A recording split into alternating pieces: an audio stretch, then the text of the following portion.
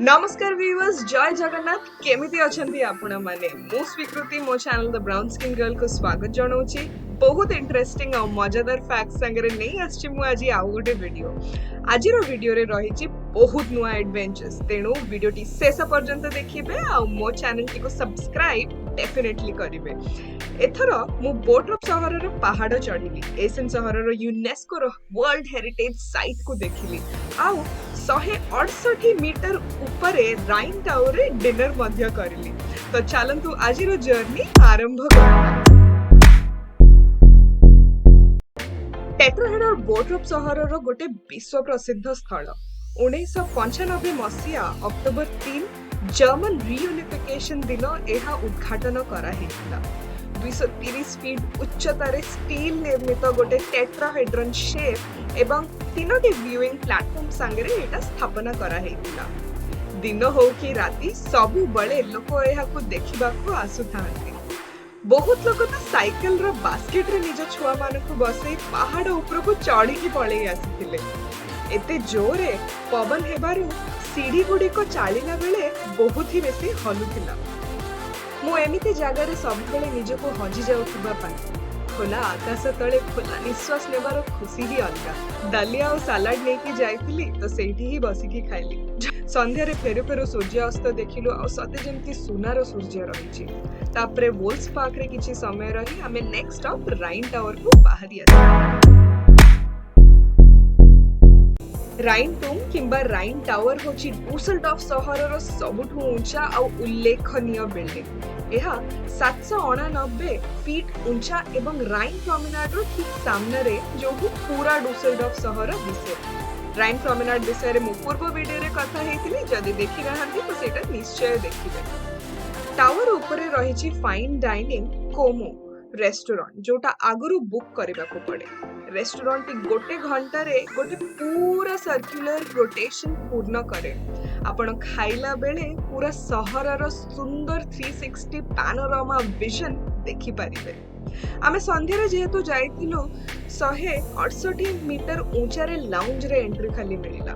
सेठी विभिन्न cocktail snacks और drinks मिलुतला, किंतु आमे तो ओडिया लोक चा और बिस्कुट ही खाइलु और हृदय को शांति देलु।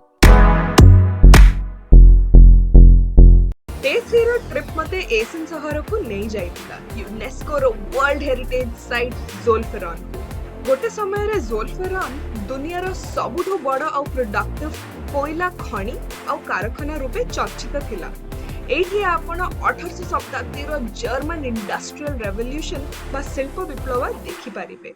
कोयला बाहर को जाउतबा कन्वेयर बेल्ट और रेल लाइंस भी दिसे। 8000 भी बेसी कोल माइनर्स दिन राती माटी तळे बिना सूर्य किरण रे खटुथिले और बहुत माइनर्स बिना वेंटिलेशन रो मृत्युवरण मध्य करथिले। 15 लाख रु भी अधिक टूरिस्ट प्रति वर्ष देखिबा को आसीथांती। ज़ोल्फेरन दीटी भाग रे विभक्त करा हेछि, गोटे ज़ोल्फेरन पोर्ट प्लांट और आरोटी ज़ोल्फेरन कोयला खणी। रूर म्यूजियम रे एहार गोटे 3D स्ट्रक्चर आपन को देखिबा को मिलिबो। देखु देखु मते तो आम राउरकेला स्टील प्लांट रो वोकेशनल ट्रेनिंग कथा मन पड़ी गला, जोटी coke oven, coking plant, fabrication etcetera मु देखिथिली। एठी आपन को इंग्लिश और जर्मन रे गाइडेड टूर्स मध्य मिलेबो, जहा द्वारा आपण संक्षिप्त रूप रे ज़ोल्फेरन रो इतिहास विषय रे जानि पारिबे। एबे किंतु ज़ोल्फेरन टी आउ इंडस्ट्री भलिया नहीं। एबे लोक आइस स्कीइंग, स्विमिंग, लाइट और साउंड शोज एठी करंती। 200 वर्ष भितरे गोटे इंडस्ट्रियल रु कल्चरल जर्नी नहीं सारिछि ज़ोल्फेराइन। रूर म्यूजियम रे सुवेनियर शॉप मध्य रहिछि, जदि आपण किछि गिफ्ट्स आपण को परिवार की संग मान को पई नै कि जीवा को चाहउचंती। डिजाइन और स्टैंडर्डाइजेशन रे जर्मन्स माने बहुत विश्वास रखंती आ सेम जिंस ज़ोल्फेराइन रो पूरा एस्टेट रे आपण को देखिबा को मिलिबो। ज़ोल्फेराइन को मॉडर्न ऑफिस बिल्डिंग्स रो प्रोटोटाइप मानुथिले, जोठू बाउहाउस विप्लव आरंभ हेतिला। अपार्टमेंट कॉम्प्लेक्स और क्वार्टर सिस्टम जोथरे आमे आउ आपण माने समस्त रहउछु, ताहा एही विप्लवर फल। शाफ्ट बार जोटा आपण को एठी दिसुची और दूर रू भी दिसे होची एठिकार आईफिल टावर और एहा को गोटे टेक्निकल मास्टरपीस रो आख्या दिया हेछि। एठी चालिला बेले मो भाबुतिली कि इतिहास रे जेंति बंचिबा को मते मिलि जायछि। मोर नेक्स्ट वीडियो रे आपनको मु जर्मनी रे एशियन बुफे नुआ जर्मन फ्रेंड आउ स्प्रेंगल आर्ट गैलरी विषय रे जानिबे। आशा करूची कि आपनको ए वीडियोटी पसंद आसिला। किछि प्रश्न किंबा मतामत जदि अछि जर्मनी विषय रे तो मते कमेंट्स रे लिखिकी जणांतु। प्लीज वीडियोटी को लाइक शेयर कमेंट करंतु और चैनल टी को सब्सक्राइब डेफिनेटली करंतु। धन्यवाद। जय जगन्नाथ।